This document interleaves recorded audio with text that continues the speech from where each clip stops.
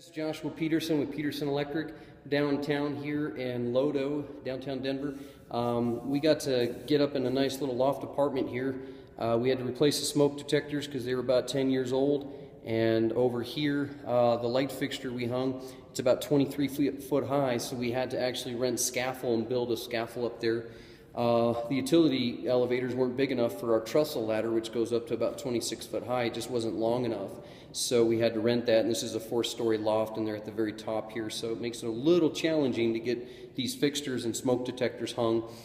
Keep in mind, guys, that if you're going to be doing batteries in a smoke detector of this nature, you might as well just replace the whole smoke detector instead of trying to fuss with it, because it costs so much just to rent scaffold and bring it down here, set it up, tear it down, and take it out.